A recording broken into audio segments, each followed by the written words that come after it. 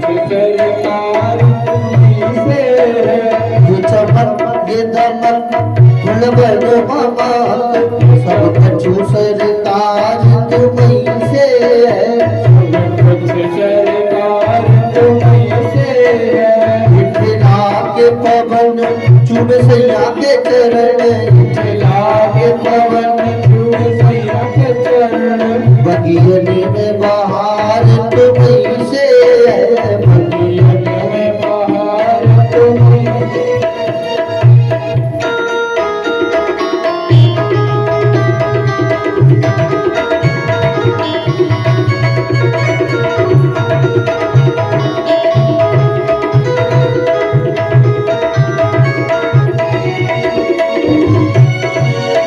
मेरा कोई नहीं है दुनिया में, मेरा कौन करार तुम्हीं से है।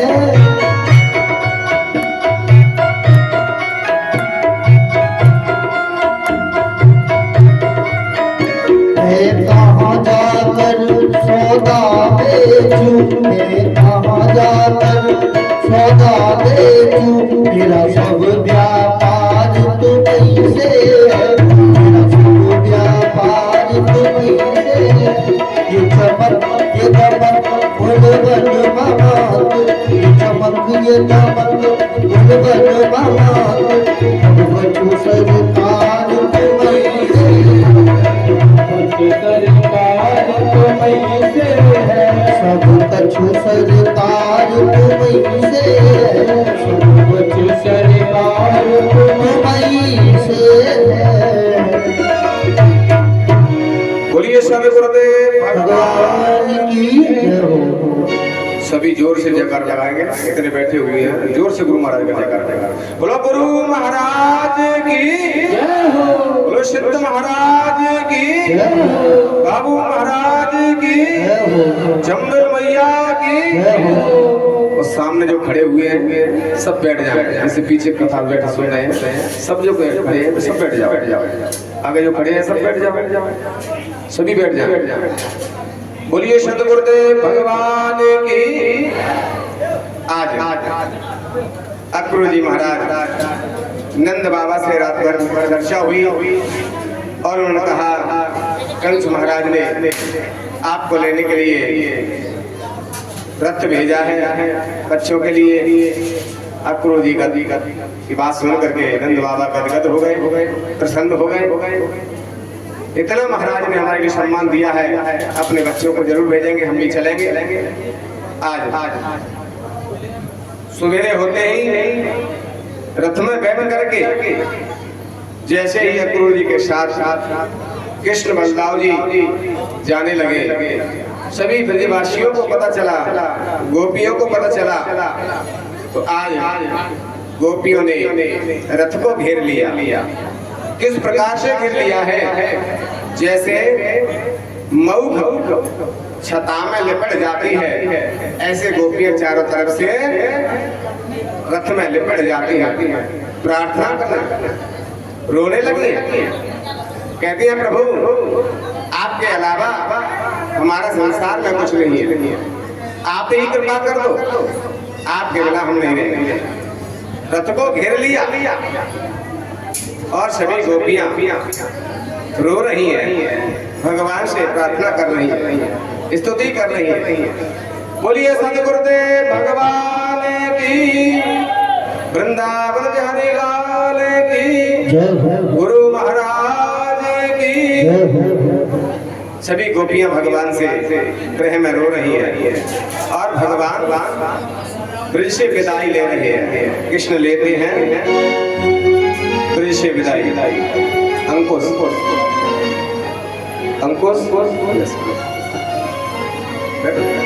वो कृष्ण लेते हैं ब्रज से विदाई की, कोई मुझे याद ना करे। लेते हैं ब्रज से विदाई की, कोई मुझे याद ना करे, कि कोई मुझे याद ना करे, कि कोई मुझे याद ना करे। कृष्ण लेते लेते हैं ब्रज से विदाई की कोई मुझे याद ना करे। कृष्ण लेते हैं ब्रज से विदाई कोई मुझे याद ना करे। कोई मुझे याद ना करे कि कोई मुझे याद ना करे। बड़ी महंगी पड़ेगी जुदाई की कोई मुझे याद ना करे। कृष्ण लेते हैं ब्रज से विदाई की कोई मुझे याद ना करे।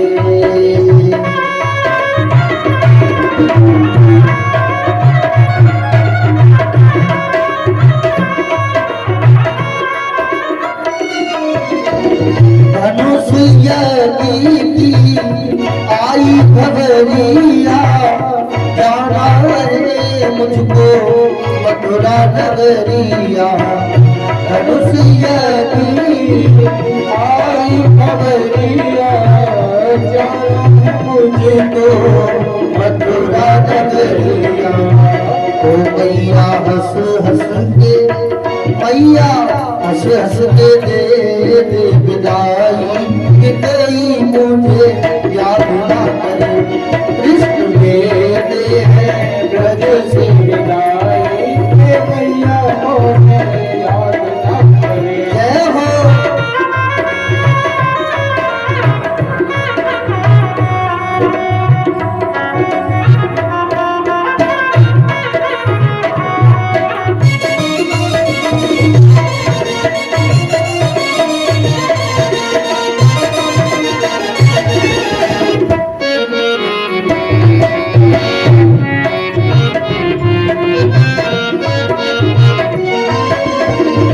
रथ के आगे रोबे कन्हैया ओ तेरे बाबा ओ मेरी मैया। रथ पे बैठे रोबे कन्हैया ओ मेरे बाबा ओ मेरी मैया। मैया हंस हंस के मैया हंस हंस के दे विदाई की कोई मुझे याद ना करे। कृष्ण मैया से मांगे विदाई की कोई मुझे याद ना करे। कृष्ण मैया से मांगे विदाई की कोई मुझे याद ना करे।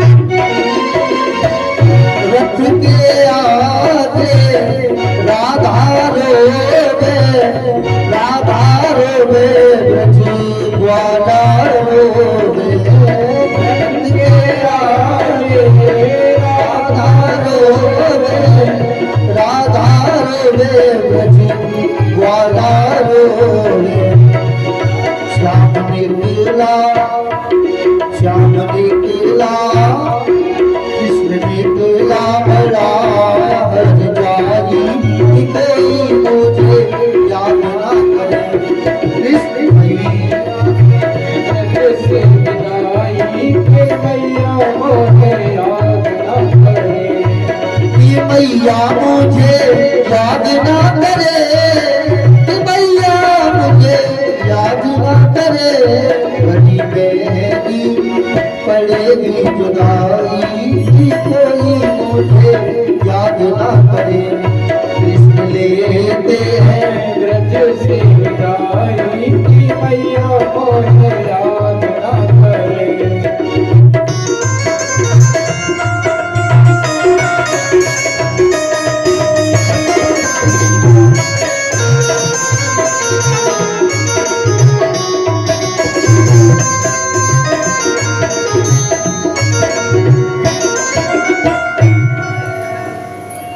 आज सभी गोपियां रो रही हैं, राधा जी रथ के आगे रो रही हैं।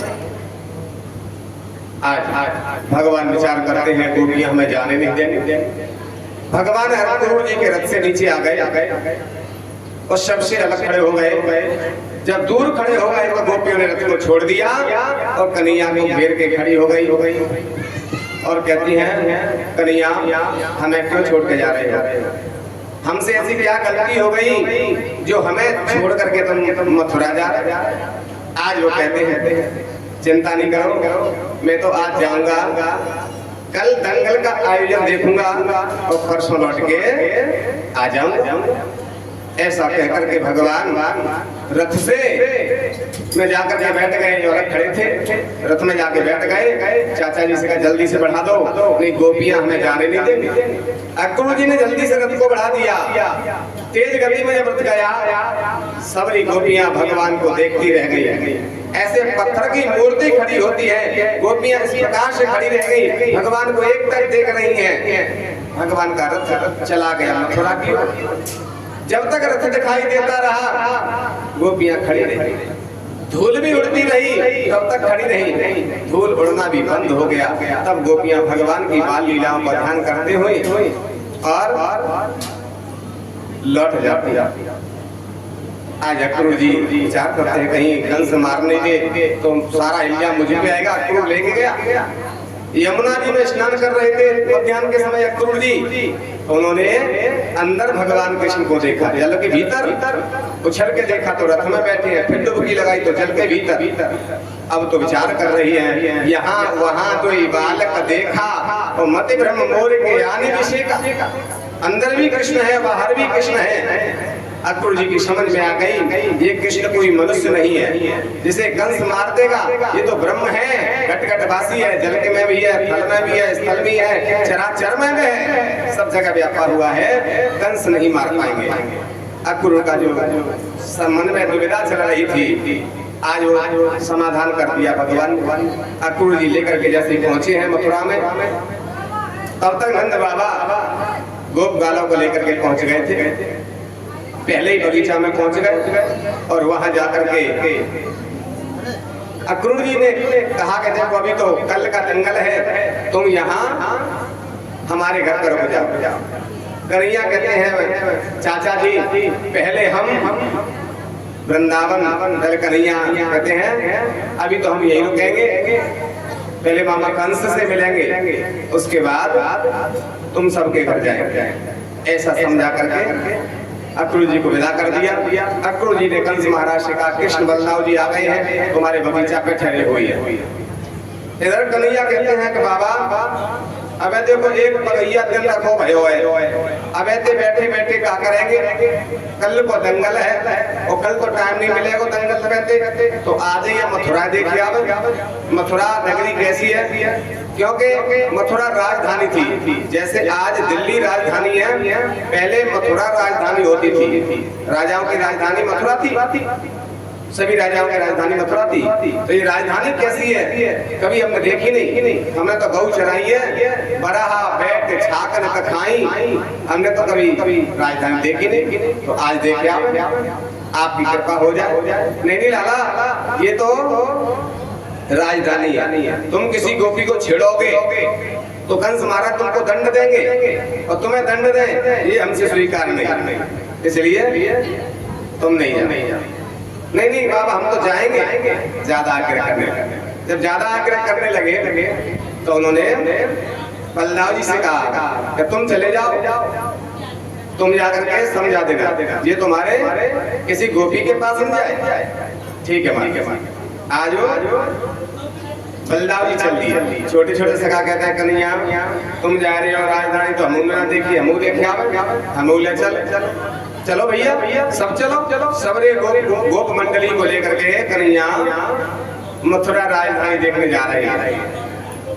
जैसे ही मथुरा में प्रवेश किया, आज सारे मथुरा में हल्ला मच गयो कि भैया ये पूतना मारे वारो आ गयो, अगासुर बकासुर धनकासुर यानी खेले में मार दी लीला में। आज वो आ गया तो उनको देखने के लिए, कृष्ण को देखने के लिए सभी बूढ़ी बड़ी दरवाजे पे खड़ी है गई दर्शन करने के लिए। बोली वृंदावन बिहारी लाल की। अब बहुआ विचार कर रही है कि भैया सास खड़ी है, सास के बरोबर कैसे खड़े हो, और कन्हैया के लिए दर्शन करना है। सबरी बहुआ अपनी छज्जे पे पहुंच गई, छत पे पहुंच गई। अब छज्जे पे तो देख रही है तो कन्हैया के बाल दिख रहे हैं, सर के, चेहरा ना दिख रहा। अब विचार कर रही है चेहरा कैसा दिखे, तो जाकर के विचार करने लगी इनके ऊपर फूल फेंकेंगे तो जाकर के इनका चेहरा दिख जाएगा। तो भगवान के ऊपर जैसे गोपियों ने फूल फेंके तो भगवान समझ गए इनका दर्शन करने की इच्छा है। तो भगवान सभी गोपियों की ओर देख रहे हैं तो मंद मंद मुस्कुरा रहे हैं। जो मंद मुस्कुराए सभी गोपियां मंत्र मुग्ध हो गई भगवान की मुस्कान को देख करके, और सभी भाव से गाने लगी। क्या कह रही हैं? तेरी मंद मंद मुस्कुनिया पे बलिहारी श्याम, सभी प्रसन्न हो जाती है। वो तेरी मंद मंद मुस्कनिया पे, वो तेरी मंद मंद मुस्कनिया पे बलिहार सांवरे, बलिहार सांवरे, बलिहार सांवरे, बलिहार सांवरे। तेरी मुस्कनिया पे बलिहार, तेरी मुस्कनिया पे, तेरी मुस्कनिया पे बलिहार, तेरी मुस्कनिया पे बलिहार सांवरे, बलिहार सांवरे, बलिहार सांवरे, बलिहार सांवरे। तेरी मंद मंद मुस्कनिया पे, तेरी मंद मंद मुस्कनिया पे बलिहार सांवरे, बलिहार सांवरे, बलिहार सांवरे, बलिहार सांवरे। जय हो।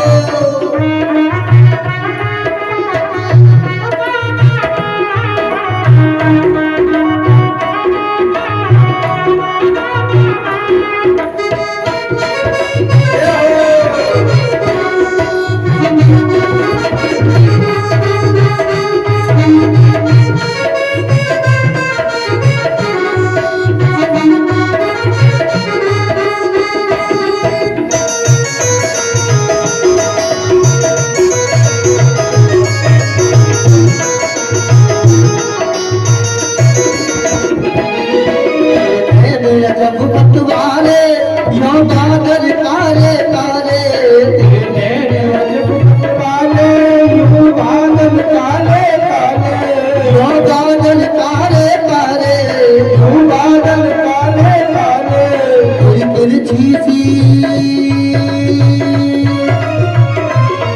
तेरी तिरछी सी चितवनिया पे, तेरी तिरछी सी चितवनिया पे बलिहार सांवरे, बलिहार सांवरे, बलिहार सांवरे, बलिहार सांवरे।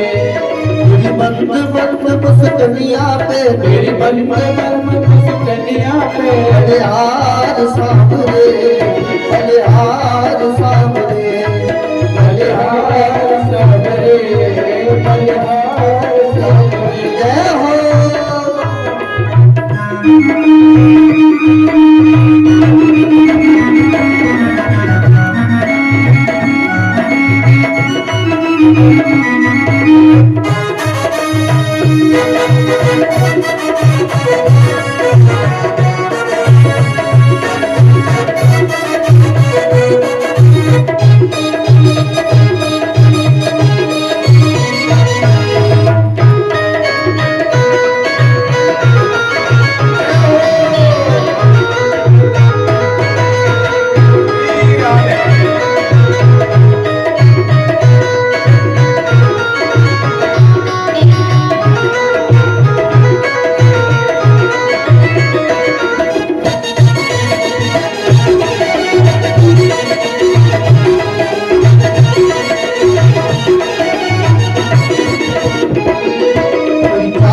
जब मतवारी लगती है प्यारी प्यारी, चाल जब मतवारी लगती है प्यारी प्यारी, चाल जब मतवारी लगती है प्यारी प्यारी।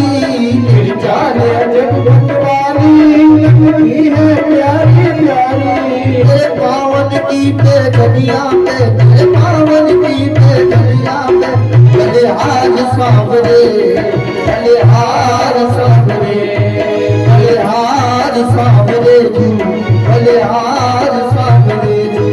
तेरी मंद मंद मुस्कनिया पे, तेरी मंद मंद मुस्कनिया पे तेरी मंद मंद मुस्कनिया पे, तेरी मंद मंद मुस्कनिया, बलिहार सांवरे, बलिहार सांवरे, बलिहार सांवरे, बलिहार सांवरे। जय हो।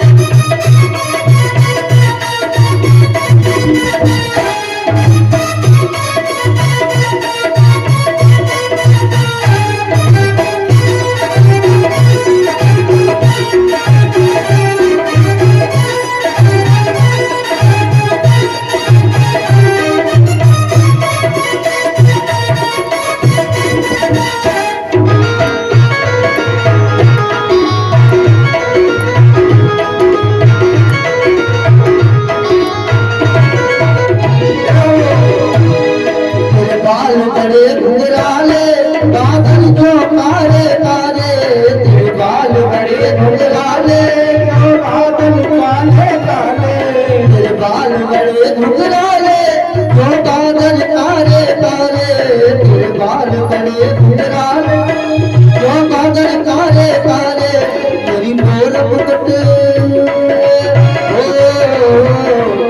तेरी मोर मुकुट लटकनिया पे, तेरी मोर मुकुट लटकनिया पे, बलिहार सांवरे जू, बलिहार प्यारे जू, बलिहार प्यारे जू, बलिहार प्यारे जू, बलिहार प्यारे जू, बलिहार प्यारे जू। तेरी मंद मंद मुस्कनिया पे, तेरी मंद मंद मुस्कनिया पे बलिहार प्यारे जू, बलिहार प्यारे जू, बलिहार प्यारे जू, बलिहार प्यारे जू। तेरी मुस्कनिया पे बलिहार, तेरी मुस्कनिया पे, तेरी मुस्कनिया पे, तेरी मुस्कनिया पे, बलिहार सांवरे जू, बलिहार प्यारे जू, बलिहार प्यारे जू, बलिहार प्यारे जू।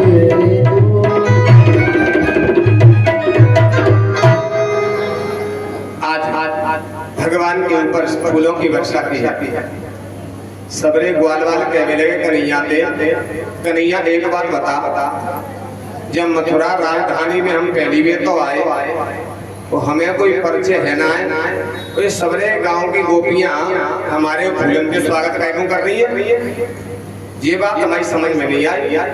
कन्हैया कहने तुम्हें ना पता कि नहीं तो कि जब मथुरा के जो राजा हैं कंस महाराज, पता है वो को है, वो हमारे मामा हैं, वो हम उनके भानेजे, तो हम मामा के गांव में पहली बार आए, तो गांव में जब आते हैं तो सब गांव में कई भानेज है, तो गांव में आते हम सिरंद के भानेज सासो जी हम पहली बार आए तो स्वागत है और फूलन दे माते कन्हैया से कहने लगे सबरे ग्वारवा। कन्हैया कहने पहले अच्छी होना बताइए बात कितनो स्वागत होएगो कि तो का करता है कि कब तक आए बढ़िया नए नए कपड़ा पहन के आ बताए, वो हम तो पुराने कपड़ा पहन गए फटे फटाए, दंगल हो गो इतनी भीड़ हो गई को जाने हमें, तो हम तो पुराने ही कपड़ा पहन गया।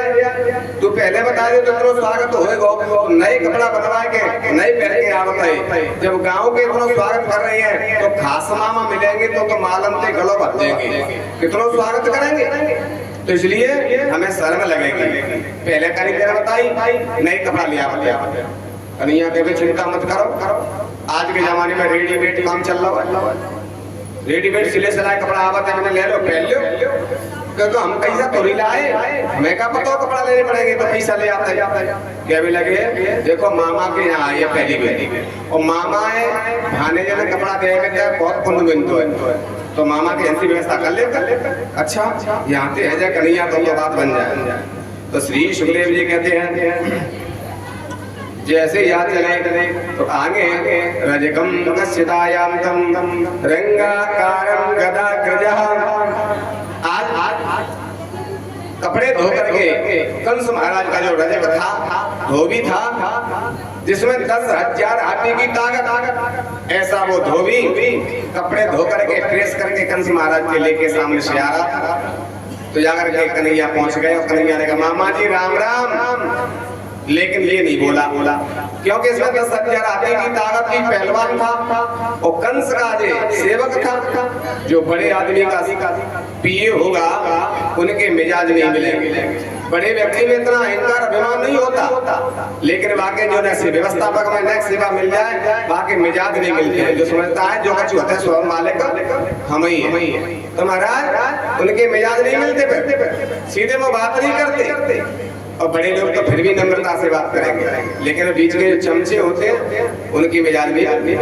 तो ये भी तो कंस महाराज का सेवक था, 10,000 हाथी की ताकत थी। अब तो ये बोली ढूंढा ही नहीं, तो भगवान ने दोबारा कही मामा जी राम राम।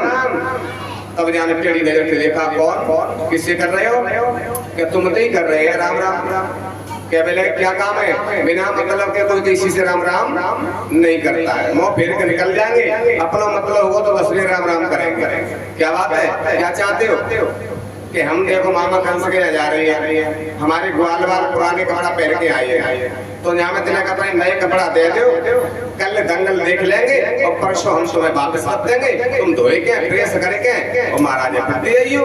क्योंकि पुराने जमाने में जब कोई बारात करके जाता है तो बूढ़े बड़े कपड़ा नहीं बनवाता है, वो धोती कुर्ता लौ ले आवत हो भैया मांग के पैक जाता है और बारात कर जाता है और फिर धोए के नीली दे के और वापस कर देता है। भाई इधर मांगे थी बारात कर लेते पुराने जमाने में।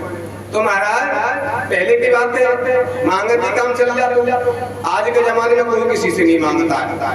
भाई एक के घर में इतने कपड़ा निकाले, एक बारात एक घर में ही पहन लिया, एक में 10 जोड़ी मिलेंगे। अब तो एक ही घर में एक बारात पहन लेते कपड़े घर में होंगे। अब की बात ना कर रहे, हम द्वापुर की बात कर रहे हैं, तब मांगे थे काम चल जाता। वो हमारे बूढ़े बड़े तो लोग जानते, जो बूढ़े बड़े आता है तो भी मांगे थी बारात कर जाते, जो भी कुत्ता मांग ले जाता है और बारात कर जाते। लेकिन आज के जमाने में किसी से मांगता नहीं, एक ही घर में तो निकले। तो तब की बात है द्वापुर की, भगवान कह रहे मांगे तो दे दे हो, हम दंगल लेके आवेंगे और कल लौटा देंगे तुम्हारे कपड़ा, मामा माँ स्वागत करेंगे, फिर बाद में दे देंगे, तुम धोए के पेश करके महाराज दे आइयो।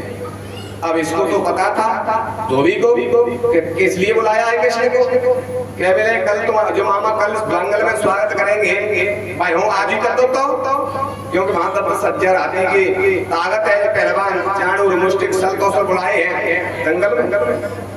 मैं ही स्वागत कर तो मुंह में हूँ, तो 10,000 हाथी की ताकत मैं स्वागत कर दूंगा तो आज महाराज मुझे बहुत इनाम देंगे।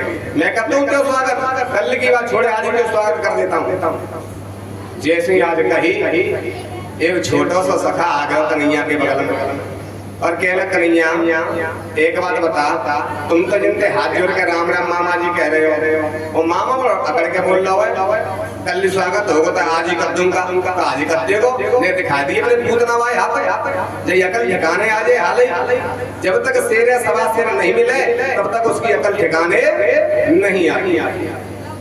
दिखा दियो अपने पूतना भाई हाथ जाके अकल ठिकाने हाल ही आ जाए, हाल ही न बजाए। अकड़ के बोल रहा है जो ना पता भाई कन्हैया में कितनी ताकत है, बड़े बड़े पहलवान आए खेले खेले में समाप्त करते, चाणू मुष्टिक सल कौशल क्या करेंगे, बड़े बड़े पहलवान गए थे वहां प्रणावर्त मकासुर धैर्यकासुर 10,000 हाथी की ताकत खेले खेले कन्हैया ने माने कब दी गोविंदाय नमो नमः उनकी दिखा कन्हैया के बिले दिखाए तुम बाबा अल्लाह करेंगे डांटेंगे तो क्या करे, छोटो सा सखा है वो कह रहा है बाबा हो संभाल ले, तू तो दिखा दे अपने आप ज्यादा करके बोल रहा है अपने पुत्र भाई हाथ दिखा दे, बाबा तो संभाल ले। भगवान को हंसी आ गई, छोटो सा कन्हैया लाला कह रहा है बाबा तो संभाल ले, तू हाथ दिखा दे पुत्र भाई। अच्छा ठीक है लाला कन्हैया तू संभाल लियो बाबा, तुम कछु कह नहीं मोते के नहीं कहने मैं संभाल जाऊंगा। अब तो भगवान ने पीठ कमर में बांध लो, मुरली वाम कुरुस लई और टांग ठोक के बाद के सामने आ गया।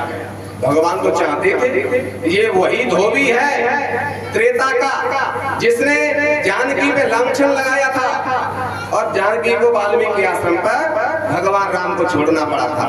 तो वही ये धोबी है। उस समय तो भगवान मर्यादा में थी इसलिए कुछ नहीं कहा था धोबी से, लेकिन भगवान किसी का बदला किसी पे छोड़ते नहीं है। बदला कोई किसी पे रहता नहीं है किसी का। आज भगवान टांग ठोके खड़े हो गए। जो टांग ठोकी और जा धोबी में 10,000 हाथी की ताकत आखिरी पहलवान को नेक टांग ठोक दे तो फिर बाकी पुरी कटती अच्छा मोते आखिरी पहलवान टांग ठोक रहा पतो ना है तुम्हें तार पुटिया धोबिया टांग ठोके भगवान को मल्ल युद्ध होने लगा। रजक के साथ में थोड़ी देर भगवान ने युद्ध किया, 2-4 ताज पे चलाए और दोनों हाथ पकड़ ले भगवान ने धोबी के और दोनों हाथ पकड़ के जैसे धोबी कपड़ा पछीटे सिल पे पटिया पे ऐसे भगवान ने धोबी के हाथ पकड़ के ऐसा पछीटते ही बाती गोविंदा है नमो नमः जो गोविंदा है नमो नमः भाई तो जाकर छोटे छोटी धोबी ने विचार करोगे तो कोई ये भूत ना मारे पगले हमके सबन की ऐसे ही गोविंदा नमो नमः कर देगा। सबरे धोबी फुटैया डाटा रोड पर सबरे धोबी भाज गए। अब तो कन्हैया कह ले जी बढ़िया रहो हमें दुकान पे नहीं जाना तो कपड़ा ले दुकान चल के रोड पे अपने आप ही आ गई खोल लो फुटैया वो अच्छे लगे पहले भगवान के कहने पर सब ग्वाल वाला ने फुटैया खोली और चमकने राजन के कपड़ा सबन ने पहन ले। कह रहे कन्हैया ऐसे कपड़ा तो हमने देखे ना कबू ये तो राजन के कपड़ा है हम तो गऊ चलाते बड़ा बैठ छागन खाते कबू देखे भी ना। कन्हैया कह रहे तो बढ़िया कपड़ा दिखा दे अब मामा जी स्वागत करेंगे फूल चढ़ावेंगे माला पहनावेंगे बड़ा अच्छा लगेगा। अच्छे कपड़े में कोई पहरा माला तो अच्छा लगेगा। आज सब ने कपड़ा पहन के और जो चलवे लगे तो सखा तो छोटे छोटे वो कपड़ा राजन के बड़े बड़े जो चले तो सड़क संग ही जरूर थी। कन्हैया का जब ठीक रहे आज निकल जा कोई तो कल जमादार की जरूरत नहीं पड़ेगी अपने आप ही रोड साफ रह जाएगी। जमादार को काम तुम ही करते हुए आज जो हंसने लगे कन्हैया कैसे कहवे सका कन्हैया तू मत हंसे क्यों कि तू हंसेगा तो सिगन ने पता चल जाओ जो कपड़ा मांगे के क्योंकि मांगे के कपड़ा क्या तो ढीले होंगे और कर रहे हैं जाके पता चल जाता कि अपने पहले के और के पहले फिटिंग की पता चल जाता अपने हो तो सही फिटिंग के हो दूसरे के तो कर रहे होंगे ढीले होंगे तो पता जी मांगे के कपड़ा है मांगे के पहन के जा रहे हैं और तू हंसेगा तो सके है जाएगी तो सबने भाई मजाक करेंगे मांगे के कपड़ा पहन के आए बताओ तो भाई बोलो खुल जाएगी तू मत हंसे। ठीक है भैया हम नहीं हंसे कन्हैया शांत हो गए। जैसे ही आगे चले तो एक दर्जी आ गया। सुखदेव जी कहते हैं कि ततस्तुवाय का प्रीतम तयोर्वेशा एक दर्जी आ गया। दर्जी ने भगवान के चरणों में प्रणाम किया और कहा हे प्रभु अगर आपकी ने चरण हमारी दुकान पे पड़ जाए तो जितने सखाते आए आते हैं कि सिगन्ने कपड़ा काट के और फिटिंग के पहरा दे सही फिटिंग के करके पहरा दे ने हमारी दुकान पे चरण रख दे। भगवान कहते सोने में सुहागा हम आपका लगे रहो चलो हम तो दुकान पे चल रहे हैं हमारे सखाने के कपड़ा फिटिंग के पहरा दो तो कल जंगल में अच्छे लगेंगे। चलो भैया चल दे कन्हैया पहुंच गए दुकान पे दर्जी के दर्जी ने कही अपने सब दर्जियों से जितने भी भगवान के संग सखाए सबके कपड़ा उतार के नाप के काट के फिटिंग करके पहरा दो। जो आदेश दिया सबरे दर्जी लग गए एक वाल वाल पे एक दर्जी कपड़ा उतारे फिटिंग करके पहरा उठे और जिस दर्जी भगवान की पूजा कर रहा है चरण धोए भगवान के चरण धो करके चंदन लगाया अक्षत लगाए हैं टेढ़े फूल की माला पहराई आरती करिए भोग लगाया और कहे हे भगवान आज हमारी ये दुकान सफल हो गई हमारे घर पर तुम्हारे चरण पड़ गए हमारे दुकान सफल हो गई। आज एक घर मंदिर बन गया आज पूजा करने की स्तुति करी प्रार्थना की है। तब तक तो सबरे दर्जी ने कपड़ा फिटिंग करके पहरा दे सखा कह बोले कन्हैया अब ना को पहचान लो के मांगे के अपने अब तो फिटिंग के है गए। अब जब दर्जी ने बहुत मेहनत करी है इतने दर्जी लगाए कछु तो देने सिलाई दे दो।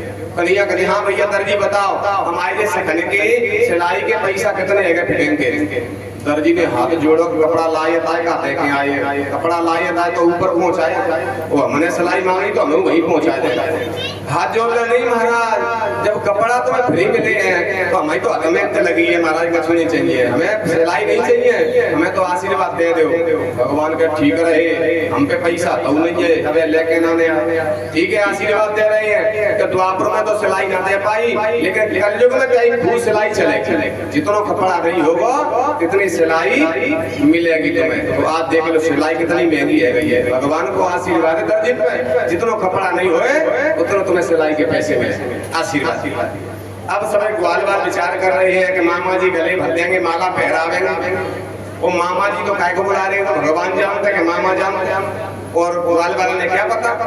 अब जिनके मन में रह जाएगी कि माला नहीं पहन पाई, नए कपड़े, तो यहाँ एक इनका भक्त था भगवान का, रोज माला बनाता था और इंतजार करता भगवान मथुरा में आवेंगे तो सबसे पहले मैं भगवान को माला पहनाऊंगा, और जब भगवान नहीं आते तो मालाओं को ले जाके यमुना जी में बहा देता। शाम को सवेरे फिर फूल लाता है, ताजी फूल, फिर माला बनाता है, भगवान आएंगे माला पहनाऊंगा, भगवान नहीं आते यमुना जी में बहा देता है। जैसा सबरी इंतजार कर रही, सबरी कर रही रास्ता साफ, राम जब कब घर आवेंगे, रोज रास्ता साफ करती थी, फल लाती थी, भगवान आएंगे तो नंगे पैर आएंगे, कांटे नहीं लग जाएं, इसलिए रोज रास्ता साफ करती, ताजी फल लाती थी भगवान के लिए। भगवान नहीं आते तो दोबारा फिर सुबह रास्ता साफ करती। इसी प्रकार से माली रोज फूल लाता, भगवान के लिए माला बनाता, भगवान नहीं आते तो यमुना जी में बहा देता, तो फिर माला बनाता। इसने आस नहीं छोड़ी।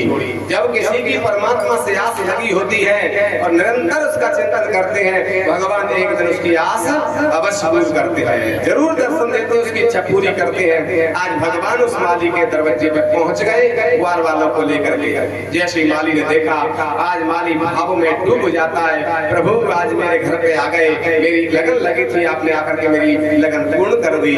भगवान के गले में माली ने टहडे फूलन की माला पहनाई है, मोटे मोटे फूलन की माला पहनाई है, बलदाऊ जी को माला पहनाई, जितने भी ग्वाल वाल थे सबके गले में माला पहनाई है। सबरे ब्रजवासी का कन्हैया अब नए कपड़े पे माला पहन रही है तो अच्छा लग रहा है, फटे फटाए पे पहरावती तो शर्म लगती, देने बढ़िया करो कपड़ों दिलवा दे, वही माला पहन गई, अब तो बिल्कुल अच्छा लग रहा है, बहुत अच्छा। सबरे ग्वाल वाल के मन प्रसन्न हो जाते हैं, मंत्र मुक्त हो गए सभी। आज जाकर के जैसे पहुंचे हैं, अब कहने लगे ब्रजवासी कन्हैया नए कपड़ा है गए, माला पहन गई, लेकिन अब ब्रजवासी से ना लग रहे। कन्हैया कह भैया का कमी रह गई, नए कपड़ा है गए, माला पहन गई, स्वागत है गयो, अब कह रहे गए कि ब्रजवासी को पूरा माथो नहीं मड़ो हो चलते तो वो ब्रजवासी नहीं लगे, क्योंकि ब्रजवासी की पहचान है पूरे माथे मड़ लेते हैं। कैसे मड़ लेते हैं? जैसे दिवाली पे हम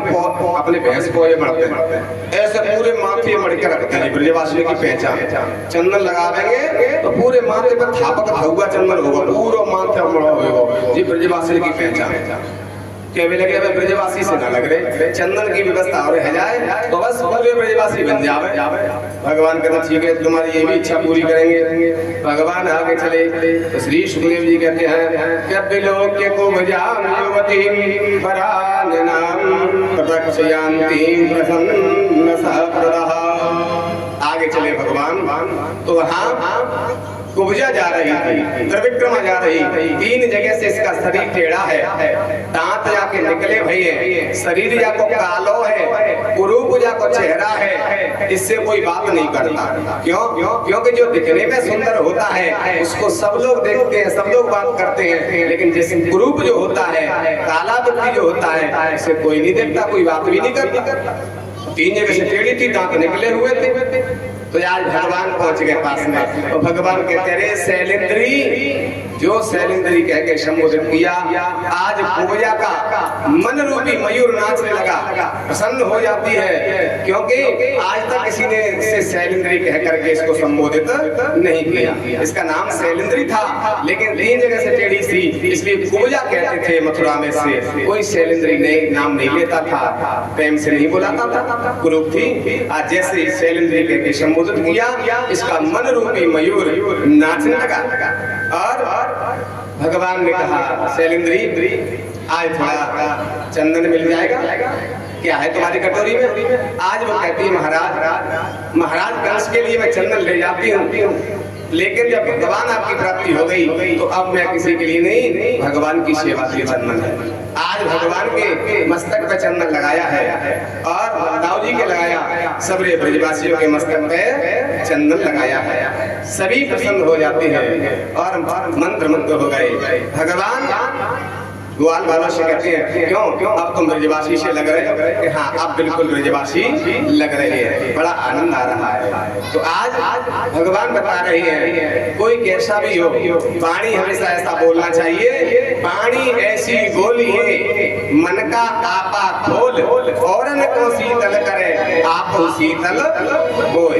ऐसी वाणी बोलिए मन का आपा खोल, ऐसी वाणी बोलिए मन का आपा खोल, और को शीतल करे आप शीतल हो राधे, आप शीतल हो।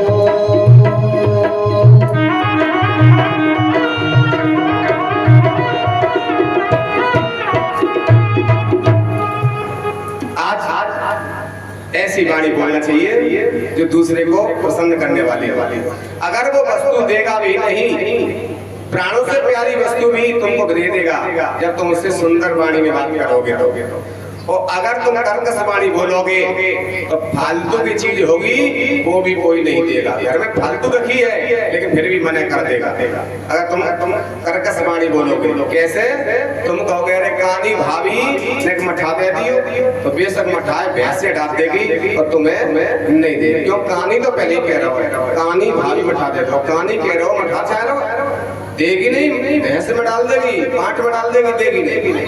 तो इसलिए वाणी ऐसी बोलना चाहिए जो दूसरों को भी प्रसन्न करे, आप शीतल हो प्रसन्न होकर के, क्योंकि वाणी का ही सब कुछ है। वाणी अमृत है संसार में। जहर तो सबने देखा है, कई लोग जहर खा के मर जाते हैं, लेकिन अमृत सुना है, समुद्र मंथन में निकला था। तो अमृत क्या है? ये वाणी ही अमृत है। इससे अगर बोलोगे, क्योंकि ऐसा बताया है कोयल भी काली होती है और कौवा भी काला होता है, लेकिन कौवा बोलता है तो पत्थर मारते हैं। कोयल का को गण हरे, कोयल का को दे, का को गण हरे, कोयल का को दे, मीठी वाणी बोल के जग अपना कर ले, राधे जग अपना कर ले।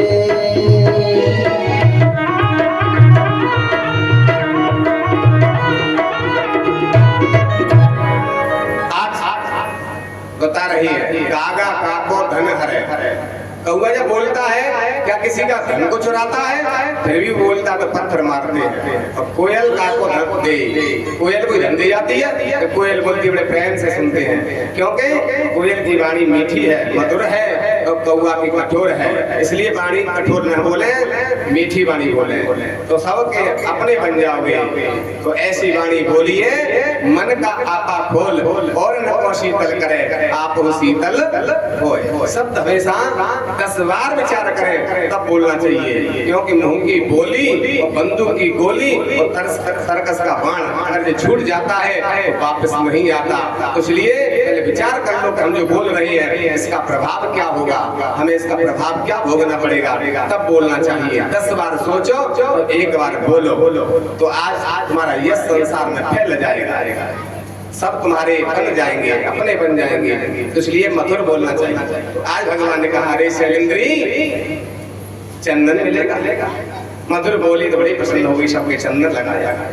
आज भगवान पास में पहुंच गए। वो जाके बलदाऊ कह रहे हैं मथुरा की गोपी नहीं है, बाबा ने मना करिए गोपी के पास मत जाओ, लेकिन भगवान का घुमाने के बारे कन्हैया तो पास में पहुंच गए। वो जाके दोनों पैर में पैर रख ले और पीछे खूब निकली थी, ऊपर पीछे हाथ लगाया, थोड़ी सी लगाई तो उंगली और जैसे ही मारो झटका तो है गई सूदी सटका और जाने पकड़ लो भगवान को पटका। पीताम्बर सुंदर रूप हो गया भगवान की कृपा से। जो काला स्वरूप था, दांत निकले थे, तीन जगह से टेढ़ी थी, भगवान की कृपा हुई तो सीधी सटका सी है सुंदर हो गई। जो दिव्य रूप हो गया मानो देवांगना कोई है, ऐसा सुंदर दिव्य रूप भगवान की स्पर्श हो गया। तो आज भगवान के पीताम्बर को पकड़ के और भगवान से प्रार्थना कर रही है। क्या कह रही है? कानों में कुंडल गल वैजंती माला लागे प्यारी, तो बजा के मन में बस गए श्याम के। ओ कानों में कुंडल गल वैजंती, कानों में कुंडल गल वैजंती माला लागे प्यारी। खूब जाके मन में बसी गए श्याम बिहारी। खूब जाके मन में बस गए श्याम बिहारी। खूब जाके मन में बसी गए श्याम बिहारी।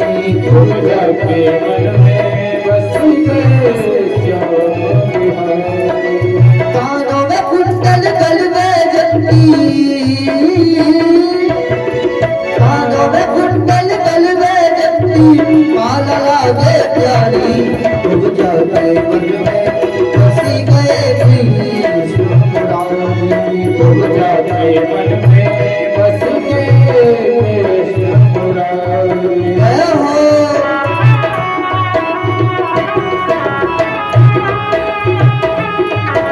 श्री राधे। सभी ताली बजाते हुए बड़े भाव से भगवान हमारा भी कष्ट दूर करे।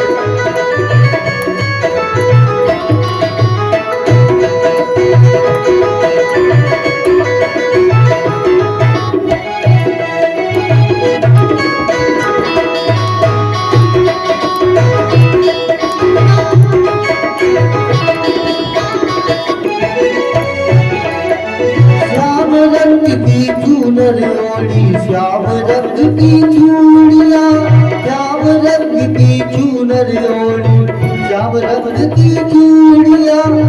अंग अंग में श्याम समाए, मिट गई सारी दूरियां।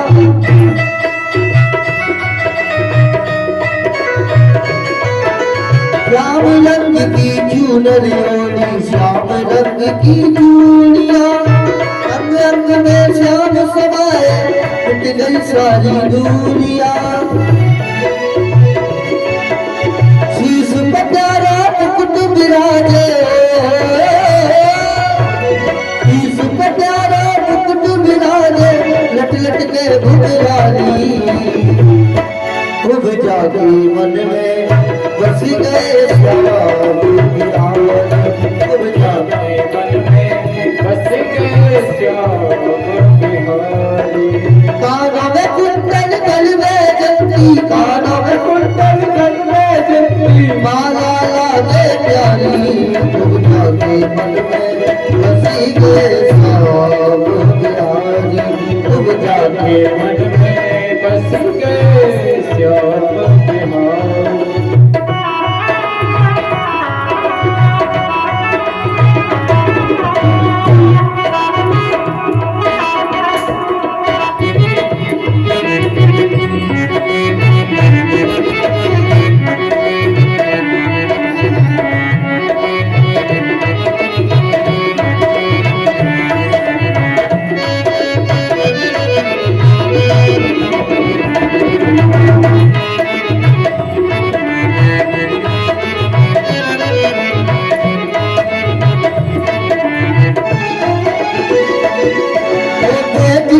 की चाल कन्हैया मुरली मधुर बजाए, मुरली मधुर बजाए।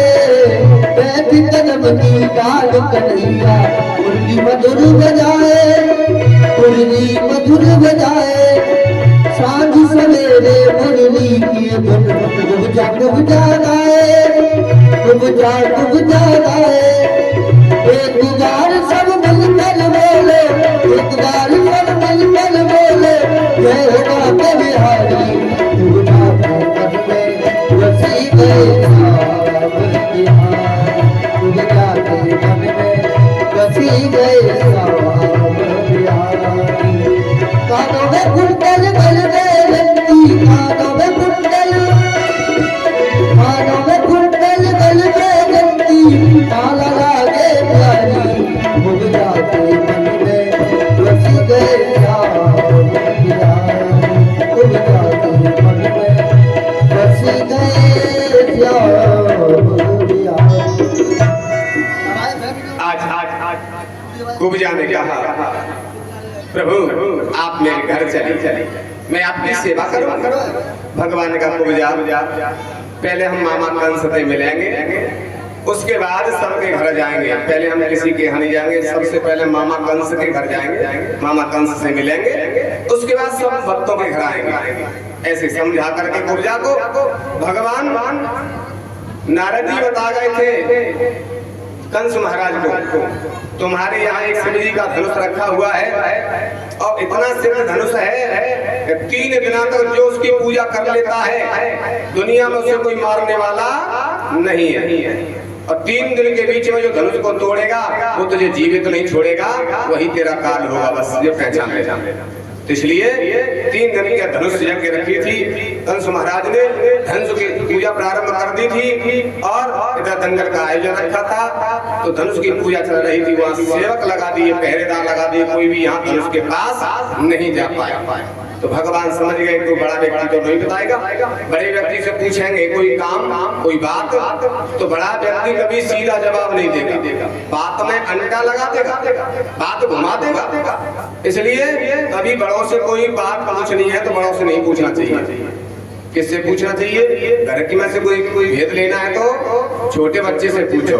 बच्चे कोई अबोध होते हैं, उनके अंदर छल कपट होता नहीं, चालाकी होती नहीं। उनसे बच्चों से पूछोगे मम्मी कहाँ गई है, पापा कहाँ गए हैं, सीधी सीधी बता देगा। वो छल कपट जानते ना, सीधा बता देंगे पापा वहाँ गए हैं, मम्मी वहाँ गई है, घर पे कोई नहीं है। तो हालत चोरी हो जाए, कुछ भी हो जाती है। तुम्हारा बच्चों से पूछ जाते, अबोध बच्चों से।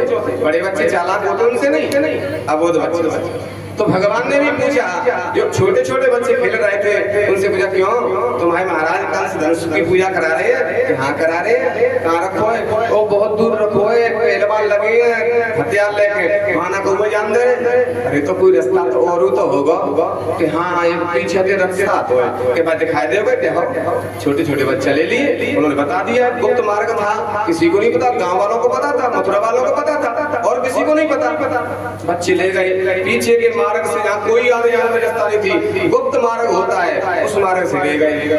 भगवान सीधे धनुष के पास पहुंच गए। धनुष के पास भी 4-6 पहलवान लगे थे हथियार लेकर के रक्षा में। तो भगवान ने अपनी माया का प्रभाव डाला, तो सबरे जबरे भी पहलवान थे, रक्षक थे, उनको भगवान को देखने लगे, क्या सुंदर लग रहे भगवान। एक पहलवान कह रहा, एक कह रहा सेवक, भगवान क्या देख रहे हो? पीताम्बर देखो कैसे चमक रहा हो, मानो बिजली चमक रही हो। तीसरा कहने लगो, पीताम्बर का देख रहा, मुरली देख कितनी सुंदर लग रही है। चौथा कहवे, मुरली इतनी सुंदर है तो बजती कितनी होगी। ऐसा सुना भगवान बजाते हैं, कन्हैया बजाते हैं, तो महाराष्ट्र में गोपियां आई तो कितनी सुंदर बजती होगी, कितनी प्यारी लगती होगी। सबरे जितने वहां सेवक रक्षा में खड़े धनुष की भगवान की बड़ाई करने लगे, देखने लगे। तब तक तो कन्हैया पहुंच गए धनुष के पास, तो जाकर के देर हाथ धनुष उठायो, धनुष को तोड़ दिया। बीच में से धनुष को तोड़ा, जब आवाज हुई धनुष की, तब सेवकों को ध्यान आया कि हम तो धनुष की रक्षा में खड़े, ये धनुष तोड़ दिया। अब तो मारने के लिए भगवान के सामने तोड़े हैं हथियार लेकर के जितने भी सैनिक थे। तो आज भगवान ने विचार की, दादा अपन तो कुछ हथियार लाए ना ले, या खतरा है वे वायो, ऐसा करो धनुष ही हथियार बना लो। एक धनुष का टुकड़ा कृष्ण ने लिया, एक बलदाऊ जी ने लिया। धनुष के टुकड़ा से जितने सैनिक थे सबन की गोविंदाय नमो नमः भगवान ने कर दी। अब तो जाके कंस महाराज को पता चला कि धनुष को कृष्ण ने तोड़ दिया। आज समझ गया कि ये धनुष तोड़ने वाला मेरा काल होगा, ये कोई साधारण नहीं हो सकता। नारद जी कह गए जो धनुष को तोड़ेगा कंस वो तुझे जीवित नहीं छोड़ेगा, वही तेरा काल होगा। इसलिए आज भयभीत हो गया कंस। भगवान धनुष को तोड़ करके और नंद बाबा के पास पहुंच गए बगीचा पे। तही हाथ को भोजन कराओ, रात्रि में विश्राम किया। प्रातः काल होते ही आज दंगल का जो आयोजन था, कंस महाराज ने कहा मेरा मंच सबसे ऊंचा बनवाओ, और वहां कोई पहुंच नहीं पाए। सभी पहलवानों से कहा चाणूर मुष्टि किसल टोसल 10,000 हाथी की ताकत है, और जैसे कृष्ण आए दंगल के बहाने से, मल्ल के बहाने से कृष्ण को मार देना, ये मेरा आदेश है। आज समझा करके सबसे उच्च मंच पर कंस महाराज विराजमान हो गए। इधर कुवलिया पीर नाम का जो हाथी था दंगल के दरवाजे पे लगा दिया। 10,000 हाथी की इसमें ताकत है, इसको मदरा पिला दिया है। अब तो ये मद मस्त हो गया, चिंगाड़ देने लगा। जैसे भगवान पहुंचे हैं दंगल देखने के लिए, कुवलिया पीर हाथी चिंगाड़ दे रहा था। तो आज भगवान कहते हैं महावत से, अरे महावत ये हाथी को हटा ले, हम दंगल देखने जा रहे हैं। महावत ने कहा मेरा हाथी बिगड़ गया है, तुम भाग जाओ, नहीं तो ये तुम्हें समाप्त कर देगा। और अंकुश से और होल दिया, चिढ़ा दिया हाथी के लिए। और कुवलिया पीड़ हाथी चिंगार देकर के भगवान कृष्ण की ओर दौड़ा मारने के लिए। जैसे दौड़ा है भगवान इसकी टांगों में है कि पीछे निकल गए, इसकी पूंछ को पकड़ लिया भगवान ने, और पूंछ पकड़ के जैसे पीछे को खींचा भगवान ने। इसमें कुवलिया पीड़ 10,000 हाथी की ताकत थी, इसने ताकत आगे को लगा दी, अपनी पूरी 10,000 हाथी की ताकत आगे को लगाई। तो आज मेरे भगवान कृष्ण ने त्रिलोकी का भार लेकर के और जैसे इसके ऊपर गिरे तो गिरते गिरते गदन प्राणा बबूबह। जब कुवलिया पीड़ की गोविंदाय नमो नमः हो गई, दोनों इसके दांत कटाक सीधे नहीं टूट जाते हैं। कुवलिया पीड़ की गोविंदाय नमो नमः हो गई। अब तो भगवान कृष्ण कहते हैं बंदाऊ से, दादा दरवाजे पे खतरा है तो भीतर भी खतरा हो सकता है, जहाँ खतरा हो वहाँ निहत्थे हाथ नहीं जाना चाहिए, नहीं तो जान गंवानी पड़ेगी। इसलिए मैं हथियार के जहाँ खतरा होता है तो हथियार लेके जाना चाहिए, अन्यथा गड़बड़ हो सकती है। अब हथियार तो लाए नहीं घर से, अब ये हाथी के दांत ही हैं, बस इसी को ले लो। हाथी के दांत बहुत मजबूत होते हैं, अगर कोई खतरा आएगा तो इसी से युद्ध करेंगे। दोनों ने एक दांत हाथी का ले लिया, अपने कंधे पर रख लिया, और कंधे पर रख करके जैसे चलने लगे तो दांत में खून लगा हुआ था, इसलिए वो दांत में से खून टपकने लगा भगवान के हृदय पर। तो ऐसा लग रहा है मानो गुलाब के फूलों की माला भगवान पहने हुए हैं। ऐसे फूलों से प्रकृति की गुणों से ऐसा पूरा शरीर तो हो गया मानो गुलाब की माला पहना। जैसे ही प्रवेश किया है तो जैसे दंगल में पहुंचे हैं तो वहाँ क्या देख रही है, पहलवानों को पहलवान लग रही है। जो पहलवान बैठे हैं नंद बाबा को अपने लाला लग रहे हैं, मेरा लाला आ गया। ऋषि मुनियों को भगवान लग रहे हैं, कंस को काल लग रहा है, जाकी रही भावना जैसी। तुलसीदास जी कहते हैं जिसकी जैसी भावना है भगवान उसको वैसी ही दिख रही है। भगवान तो एक है लेकिन जिसके अंदर जैसा भाव है मेरे प्रभु वैसी दिख रही है। जाकी रही भावना जैसी, जाकी रही भावना जैसी, प्रभु मूरति देखी कैसी।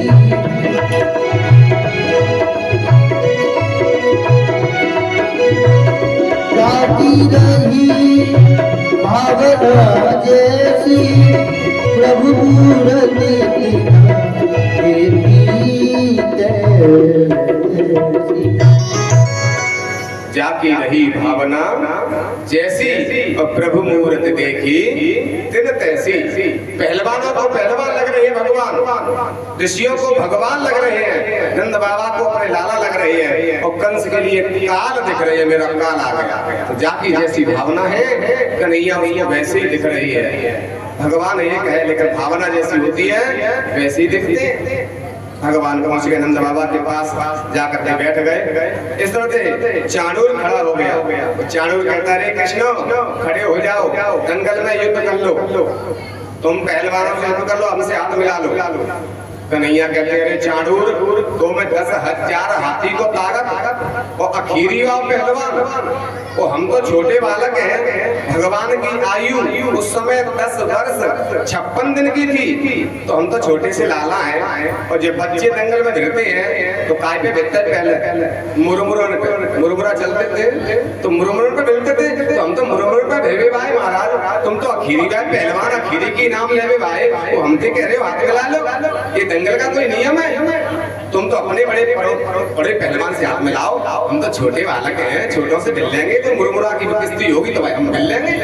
नहीं नहीं तुम कोई छोटे नहीं हो। चाणूर कह रहा है मुझे पता है पूतना में 10,000 हाथी की ताकत, उसको दूध पीते पीते तुमने मार दिया।